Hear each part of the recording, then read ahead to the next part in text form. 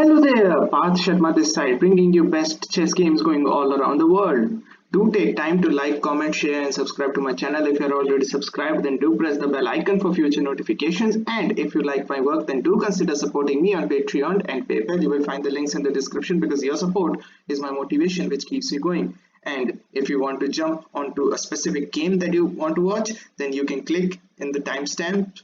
You will see it in the description box and you will jump straight to the game that you want to see. And in this video I won't be talking about in games from start to finish. I would specifically will try to delve into the endings, the finishing of the games. So I won't look at all full games. It was pretty interesting round. I would say a pretty interesting day at Chessable Masters. A lot of draws. Anish played all his whole match in 7 draws. That was pretty incredible feat. So this is one of those games, and as you can see, Grischuk has played g5 to g4, and Anish is white. Grischuk is black.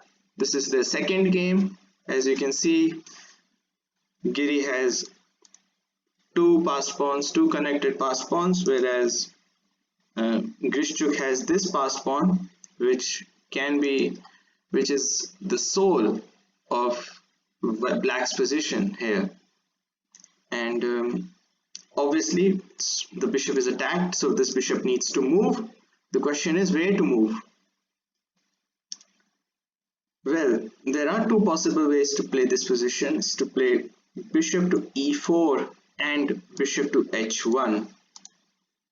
So we would look at bishop to e4, but first we will look at bishop to h1. So what happens bishop to h1?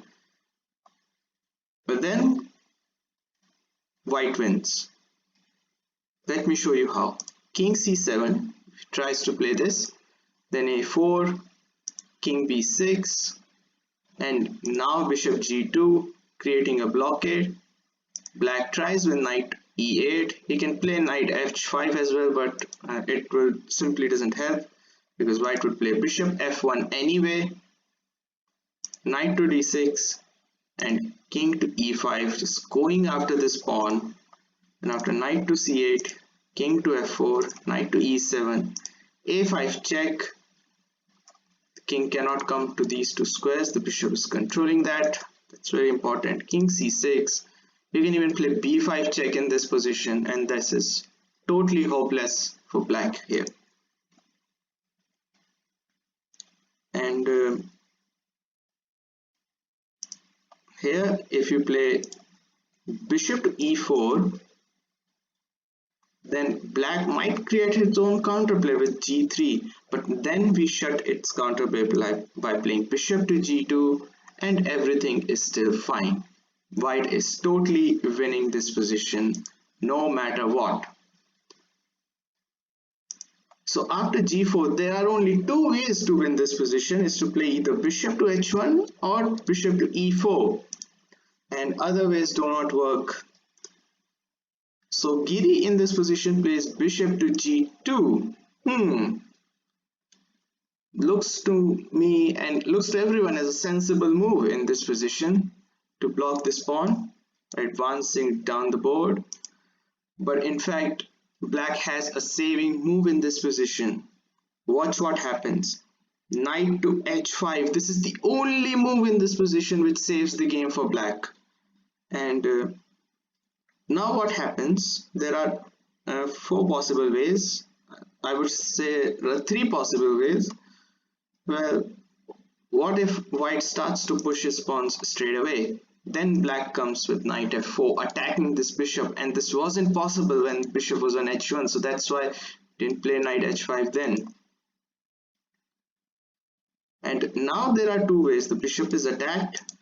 If you start to push your pawn, let's say a5, to neglect that bishop on g2, and b5, this pawn duo looks really dangerous, but then black has his own counterplay in the form of g pawn, and king c7, this is a draw. And if you think that king c5 can win for you, I'm sorry to say, but king c5 actually loses for white, because after knight f4, b6 check, you think that you are caging that king, king b8, a7 check, king b7. There's absolutely no way that white can force this king from a7, or I should say from b7. And with these two pieces on the board, this king cannot hunt this pawn. This would eventually become a queen that will be lost. However, after king c7, you don't want to play king c5. You can play king to e4, and after knight f4, king f3, g2, king to f2. The situation is still under control and the position is a draw.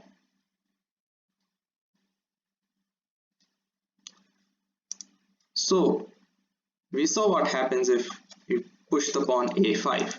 Now what happens if you play bishop to e4, saving that bishop? But as I said, black has a counter-attacking option in the form of g3, his own passed pawn. And if you try to play a5, then g2, bishop has to give itself up. b5, unfortunately after king c7, this is a dead draw.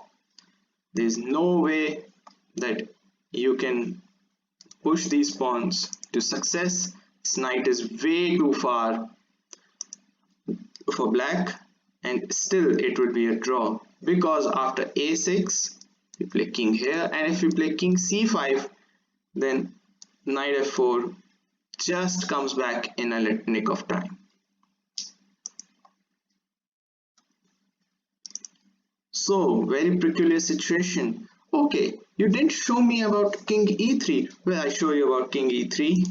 King e3, and there are again I would say few good ways to play this position, but the best is to play king e5, and this is, I would say, probably the only move to draw the game. And yeah, it is indeed the only move to draw the game. I've checked it. And let's say if you play a4 now, but then comes knight to f4, this is the only move to draw the game. Bishop was attacked, so bishop goes, and now g3, a5, g2. By the way, I should say that if bishop had moved to anywhere in this diagonal except for h1, then still g3, g2 would have been the continuation. Bishop takes, knight takes, king d3, king d5, a6, knight f4 check, and we still catch this pawn because we can come into the square. Peculiar position this is, and this is a dead draw. King e4 from Giri, he still tries something, but now knight g3, this is again the only move to draw this position, and there aren't any good continuations for white here. For instance, if he plays king to d3, then knight f5, and again this is a draw because of this counter-attacking option in the form of g4 pawn on g4, I would say. For instance, if you play a4, then king c7, b5, king b6, king c3, bang, king a5. Knight will make all those random moves, and there is no way that you can dominate this knight, and this king will sit there and it cannot be dislodged because of the bishop is of light square, not of dark square. So that's the thing. After knight g3 check, he plays king f4, again hoping for some blunder from Grischuk, but Grischuk is a grandmaster. He won't be blundering too much, even though he was very low on time, which he always is. Knight to e2 check. This is the only move again, and there aren't good ways. For instance, if you play king e3, then knight c3 is devastating. Let me show you. King e3, knight c3. If you play king d3, then knight sits on a4. This bishop cannot come to c6 because it is controlled by the king. Cannot make use of f3, and if he takes bishop e7 or f1 route, then this pawn starts to become really annoying if you try to hunt this knight down. And in the meantime, the black king can also come here on b6.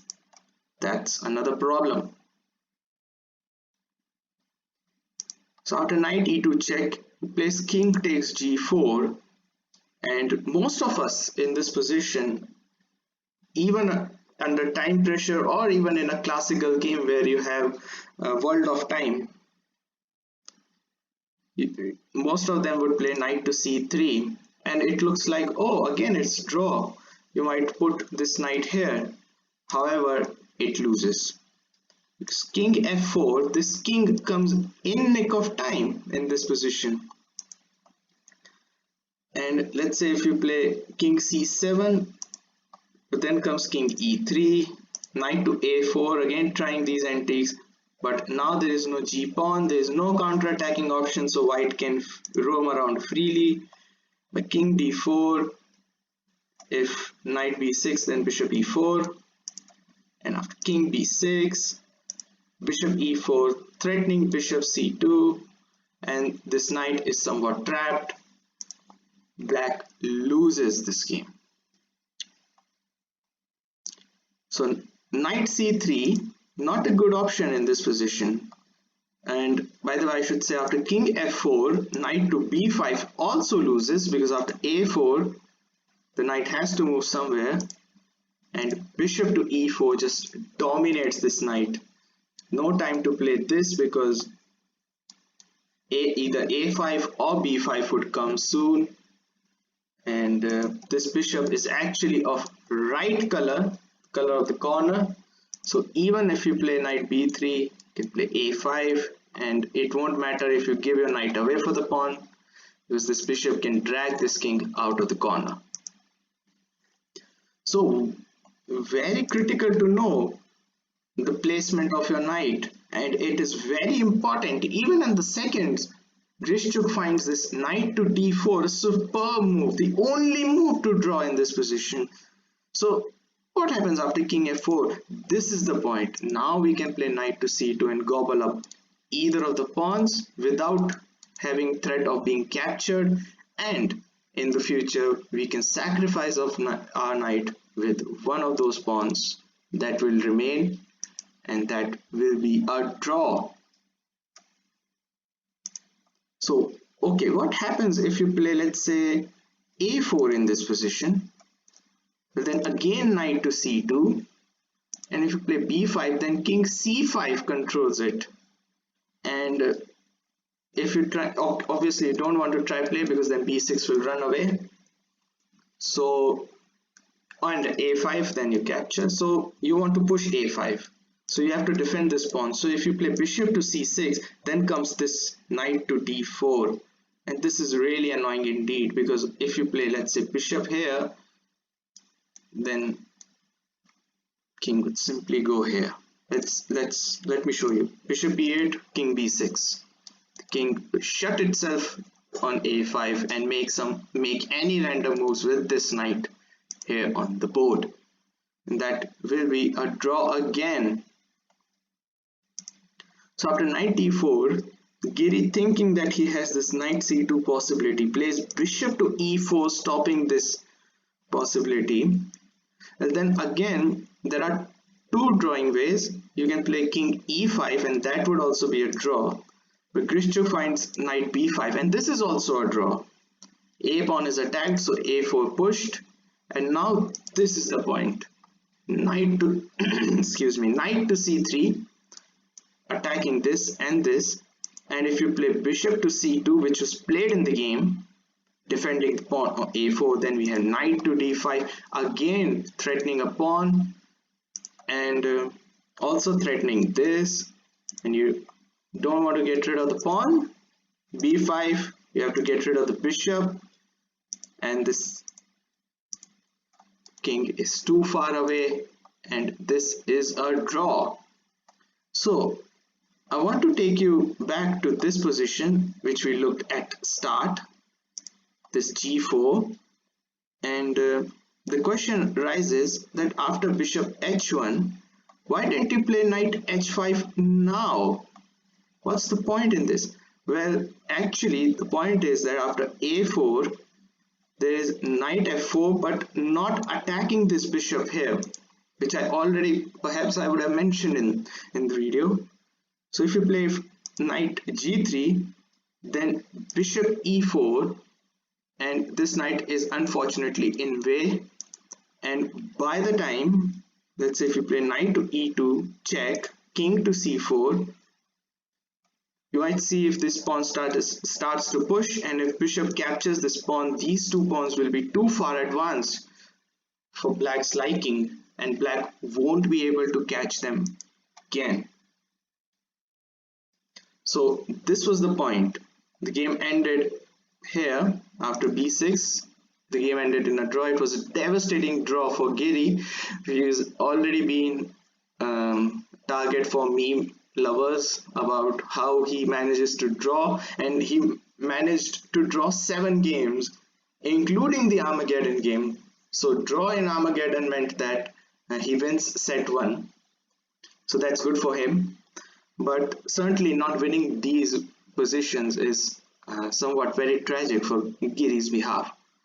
And he always been a target of trollers or memers, I would say, who create memes. Even Magnus Carlsen tweeted about this tragic draw. And sometimes when you talk about these draws, they hurt more than the loss, because a loss is a loss from start to finish. Yes, you know, one punch after punch and suddenly a knockout, you fall on the ground and that's it. But when you win, even it is as equivalent heartbreak as stalemate could be, because stalemate is also same thing, win position made a draw, and this is somewhat like equivalent to stalemate. A win position made a draw, although not stalemate at the moment, but the feelings are the same. It is draw anyway.